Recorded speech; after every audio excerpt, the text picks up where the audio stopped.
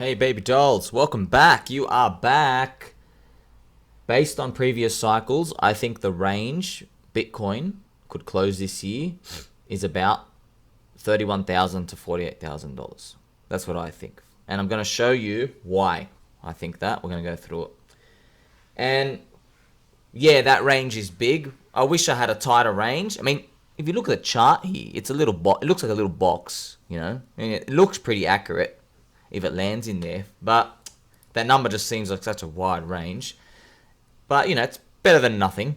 So, as a summary, right, we're going to go through this. So, if we follow more Mount Gox, we'll get closer to the 31,000 band. If we follow more 2019, which is the plus token Ponzi pump, then we get closer to 48K. There are cases for both. Okay? There are cases for both. Yes, I know most people say we are closer to Mount Gox because FTX went down. That is true. But we're going to go through, I'm going to explain to you why. That way, it could be the plus token recovery year, the Ponzi pump of 2019. It could. Okay? So, you know what? I'll just explain it now to start off. In 2019, we had the plus token Ponzi pump, but Bitcoin recovered first because the bull market before it was an extension of all the altcoins. So Ethereum and all the altcoins pumped, and they went like 100x, 1000x, everything went nuts, yeah? So when all the ETH ICOs had to finish dumping, they had completely gotten rid of the ETH, and they kept basically putting sell pressure on the ETH. No one really collected Bitcoin. So it makes sense logically. You think, okay, if Bitcoin went down because of all the altcoins and everything going down with it, right? Once you've removed all the sell pressure and you've wiped out all the altcoins and everyone had got rid of their ETH from the ICOs and stuff, Bitcoin could fly.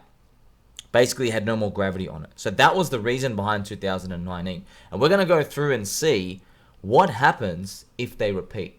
Okay, so I'm going to now show you the charts. So we have the very first chart for Bitcoin here.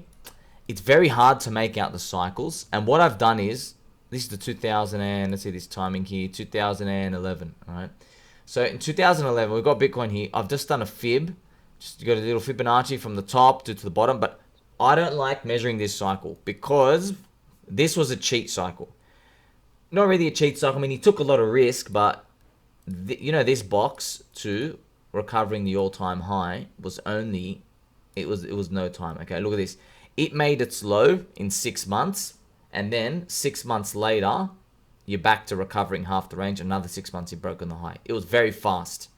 It's very fast. But, like, in this box, Da Vinci J15 and Richard Hart bought the Bitcoin top here, okay? So, on one hand, you're, like, a bit jealous. You're like, oh, man, they formed their... Let's do this. Yeah, they formed their bottom down here 6 months later, and they started recovering, yeah?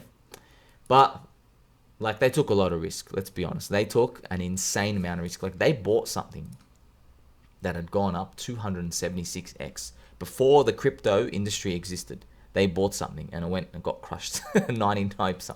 Let's see how much it actually dropped. Yeah, they got absolutely annihilated. Yeah, they lost 93% of their money, just instantly, 6 months later. See you later. And they held, and it came all the way back, you know? So we'll give it to them. But I don't really like using it. I feel like if we don't include this in our data this cycle, this is a super euphoric, this is the best case scenario. So we're being more conservative by not including it. So I just want you to understand that. So if we were to include this, it would make the numbers look better and bigger, and you have a bigger recovery. But yeah, I mean, like, if we ever get a cycle like this in our lifetime where it just drops in 6 months and then starts recovering, then good on us, you know? We'll be very, very, very happy. So let's do the Mt. Gox cycle. So Mt. Gox was a Ponzi. Mt. Gox exploded. Okay, Mt. Gox. So this is called the Mt. Gox cycle. I call this the Mt. Gox cycle, and just remember that. 2014, Mt. Gox. Mt. Gox imploded. Okay, Mt. Gox had 80%. Let's do 80% of world Bitcoin volume. Okay, and it went to zero. 80%. Wipeout. Bang. Huge, right? Huge. So, and remember, FTX was 10%. So, but they're both exchanges. So, We drew a fib from the top to the bottom. And what I did was, I wanted to see in its recovery year. So you have, 1 year. Let's get and draw yeah. So you have here, right? And then you have the low about a year later, a year and a month with where we are now. And I want to see, where do we finish the year? Where do we finish? And I just drew a fib. I want to know how much of the damage did we recover. So I just drew a fib, high to low, and I'm in between the 0.236 and 382, around here. So what I did was I went and I marked it. And it would give us about 31,500. I'll just say 31K, around here. And then I did the same thing for the next cycle. This is, call this the Ethereum, the ETH ICO cycle. This was the Ethereum miracle cycle. This is the whole cycle was this. Yeah. So it's actually kind of amazing. This was an Ethereum cycle, but if you measure Bitcoin, here's your $200, right? From $200 to the top, it's 100x. You literally got 100x. $200 to $20,000 is 100x. You know how amazing that is, man? Because this is an Ethereum on altcoin focused cycle, yet Bitcoin still went 100x. Like, man, this was something else, this cycle. I was not around. I came in this bear market. But, man, that's crazy, right? So, we have the Ethereum altcoin cycle. And what happened was, right, everyone thinks it's over. Yeah, Tone Vase was calling for 1K. I came in fresh, optimistic, which I still am, but I was really fresh. I was like, woohoo, everyone's wiped out. Time to go all in, baby. Nailed it. Absolutely nailed it. And what happened was, I did not know this at the time, but a plus token Ponzi happened where they just started saying, hey, we'll give you like 1% or 1% yield a week. And people started depositing their Bitcoin and Ethereum, more so Bitcoin. And this collected $1 billion. Like, this is huge back then. I couldn't even believe the numbers when I heard them. The plus token Ponzi. So plus token collected it, and this went too far. So this is what I thought was meant to happen in the year. This is interesting. I thought we're gonna do this all year. Why? Why do I think we're gonna do this all year? Why do I think we're gonna do this and bust up? Because I was going off the previous cycle. Just one. That's all I was looking at. I go, in this previous cycle, that's where Bitcoin lands, That's what I thought was going to happen. Now, based off this person pumping it at the start, I still feel like something like this should have happened without the plus token Ponzi.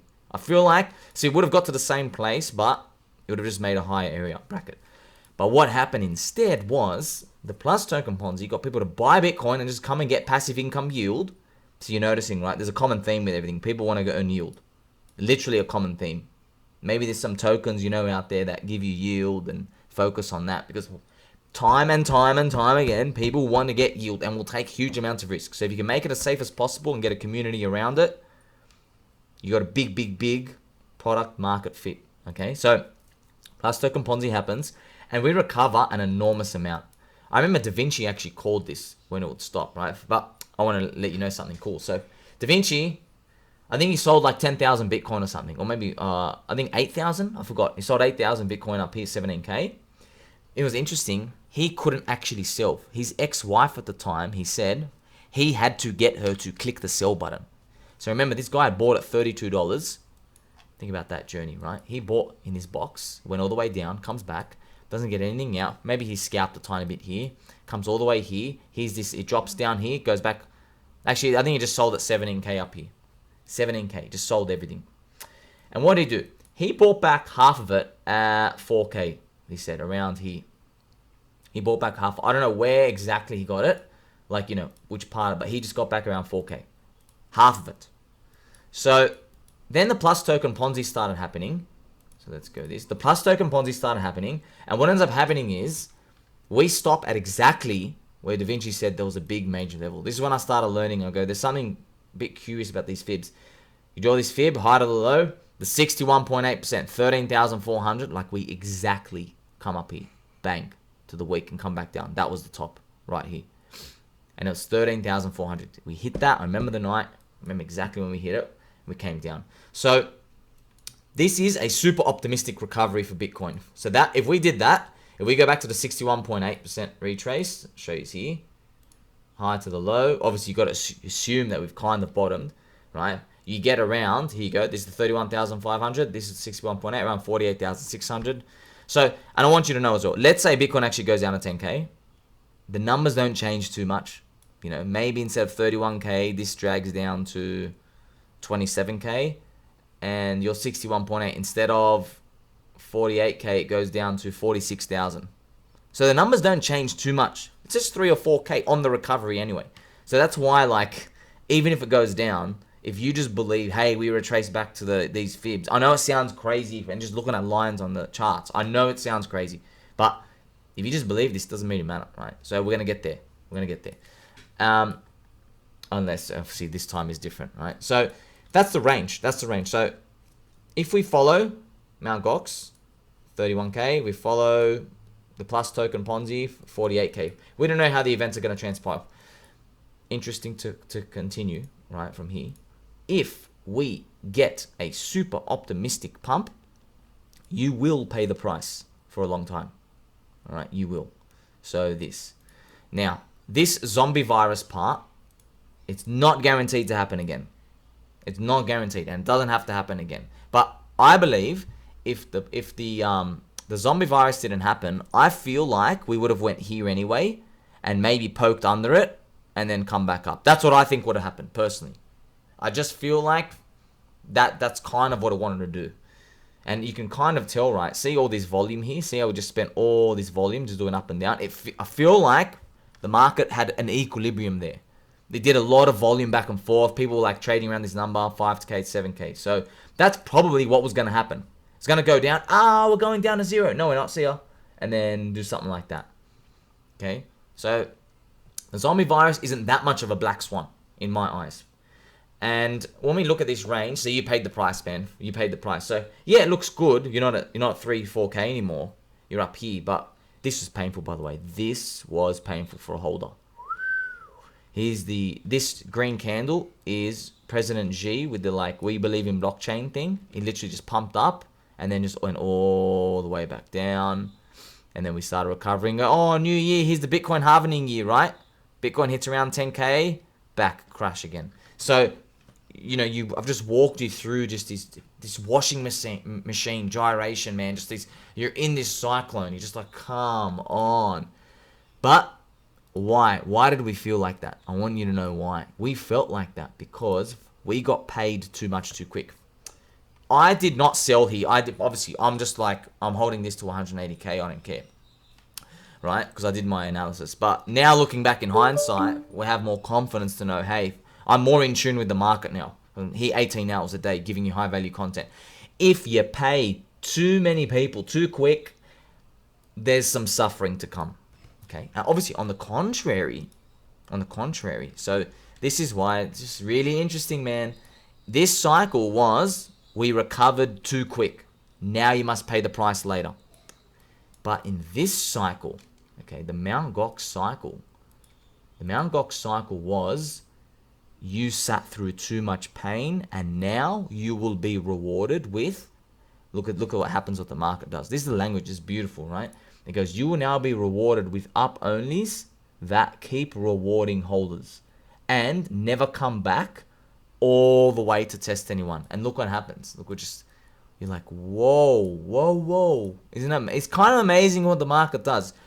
In my earlier video, you go back and you watch it, man. I tell you, you know, when you have a relationship, you know, like a man and a woman or whatever, they do not work off equity. You can't do 10 good things for someone and then say, okay, well, I've done 10 good things for you, you know, bought you flowers, said you a poem, took you out, I had a shower for you, whatever, right? You can't do 10 good things and say, okay, now I am entitled to take away 2 things from you, you know? Now I can hurt you twice, you know, because, and I'm still plus 8, you know? So I've done 10 good things, I've now hurt you twice, now I'm still plus 8.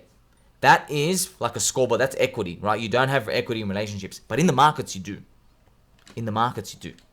The markets actually, they don't go off anything to do with equity. They go, it is an oscillation, right? It's an oscillation. It's, you know, you had too much euphoria, this part's coming. There's cycles, right? Now the depression comes. And if you have a super long depression and it's really painful, well, your euphoria is going to go up and it's going to stay for longer. It's going to be higher for longer. It's crazy how it works, right? That's the nature of cycles. That's how markets work. It's human emotion, yeah? Human emotions. We get happy, we get sad. We get happy, we get sad, you know? And just like you know yourself, right? If you feel happy like 10 days in a row, and then you feel sad once, you can't tell yourself, you know what? I felt happy 10 units, and now I'm sad 1 unit, I'm still plus 9. We know it doesn't feel like that. We know it feels more like, okay, I'm back to 0. I feel like I'm negative again, you know? I'm like, oh man, this thing just, I don't care about all the good things that happened last month. You know, this thing's really bad to me. So that's how we know. That's how humans' emotions, right? So it all makes sense. So in this cycle, yeah, it was painful, but you got up only. So what's going to happen in this one? This is just, there's too much speculation. If I have no idea. Very interesting though, right? Where it landed and it finished in the year. So if we were to map out, this is something interesting, right? I'm going to draw the fib in this Mt. Gox cycle, and I'm going to see if it gave you a rewarding 2019 cycle pattern, what would it be? And we can see now it would have went to $780 before the end of the year, which is up here, right? So up here. So it might have been like this. See up here? It might have been like that, and then you would have paid the price. Maybe would have done like that. Maybe that's what happened. But, okay, you don't know this world. Or maybe, you know, it could have even happened here. Maybe it even happened here. That's possible too, right?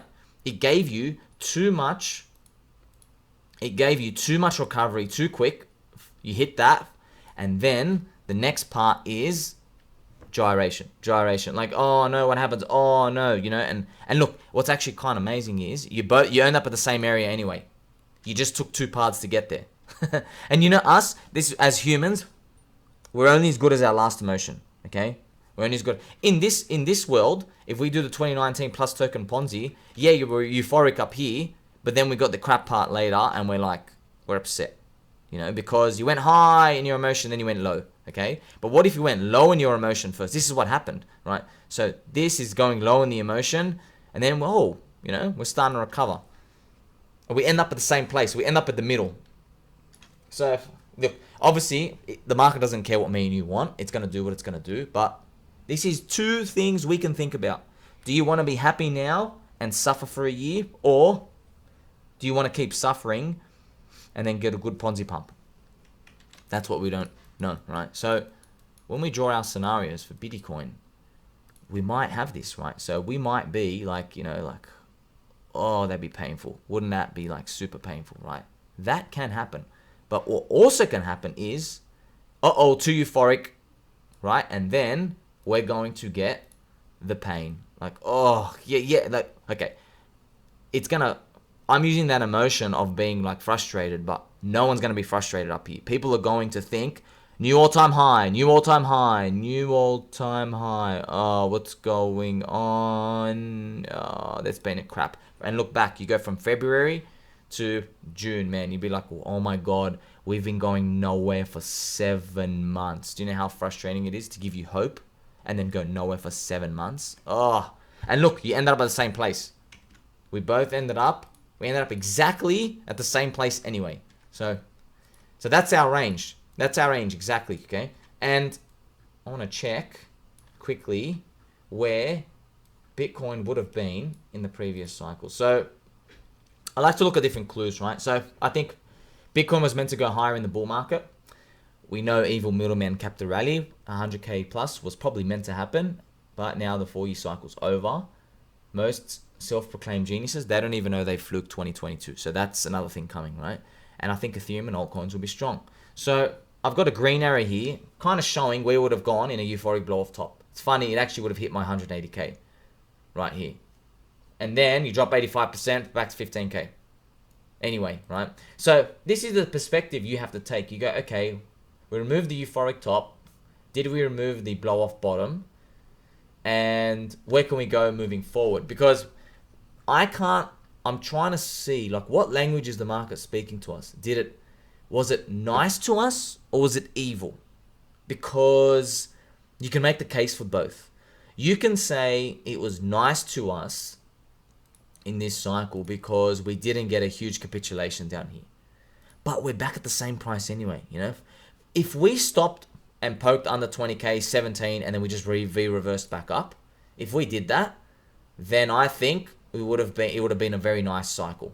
We're back in the range. That's what I think would have happened. So, you know, we hit here 17,800 and we just kept grinding up. This is one of my scenarios. I thought we might have done that. But we didn't do that, right? Then FTX came here. And you can see this little move down, right? So I can't say this has been a relatively good cycle at all. Right now, this is actually near one of the worst. And why would I say it's near one of the worst? Because you didn't get any upside. So remember what I was talking about. There is no equity here, yeah? Sorry, there is equity. There is equity, yeah? There is like the cycles of emotions. We didn't get euphoric in Bitcoin. So why are you punishing us this bad? You have to think like that. Why is the market doing that to us? Is something else coming that's going to reward us? That is what we're trying to figure out here. You didn't give... So the market stopped 56k. You stopped 1/3 of the way you should have gone. Right? So that is bad. You did us a doo-doo. You betrayed us. It betrayed us, yeah? And then, when you thought maybe the worst is over, you went into where you would have retraced anyway. So you were meant to go to 180k or 100, you know, or whatever, 100k, and then drop 85% anyway. You went back to exactly where you were going. You did the damage anyway. So you damaged us. This is also bad, right? So X.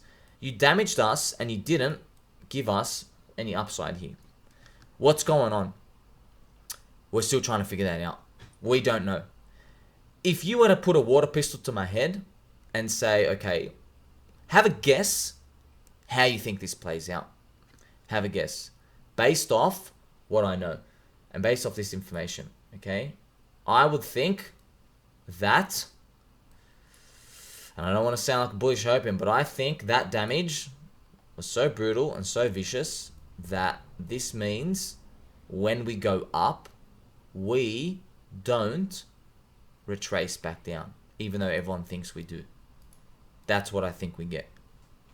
I'm thinking, what do we kind of like deserve, right? What do you deserve in the market after this pain? I believe you deserve this recovery. That's what I believe we deserve. We deserve this. Up, higher bracket. So this is actually, it's interesting when you look at it. So we're in the crap zone, yeah? I think we got to go to mild friendship zone 1. And then we just move around there, get the weak hands out. Then we move. This is the halvening friendship zone. This is where the Bitcoin halvening was in 2016. It was right here. Okay? And look at this. We're just moving up in steps. We are moving up in steps. That's what you got for your pain. I think that's what we deserve. I think that's what we deserve. I'm not saying we're entitled to it, but, you know, like, are we going to look back and say this was just one square, you know, and just we're going to start going up, and then maybe, like, this happens? Maybe, you know? And then maybe, I know it sounds crazy, man. I know it sounds crazy. Maybe, like, see, maybe I've got to make the boxes smaller. That's another part. See, that we know the gains are diminishing, right? So that's also possible. Very possible this happens.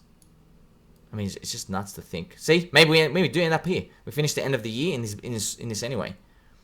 So I've drawn a path here where, you know, Bitcoin suddenly just goes up and like, oh, you're gonna die, no, and then you end up in the path anyway. And you look at that. This would wipe out so many people. You don't understand. You don't even know what's gonna happen to people on the sidelines here. Okay, my final message, I'm letting you know now. Do you understand how hard it is going to be for all these investors when they see Bitcoin at 28k? They're not buying here. I know they're not buying because they're still waiting for 10.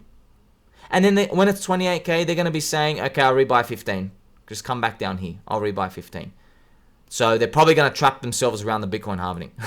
Something's going to probably happen. It would be funny if we go even higher than this and like really screw everyone, right? So you're noticing all these traps can occur. All these traps can occur, but you can avoid them by buying and holding and saying with me, you go, you know what? We are friends until the end and there is no end. But if there was an end, it's probably in 2026 anyway. And I'm not going to do anything in this zone. Until next time, friends, I love you all.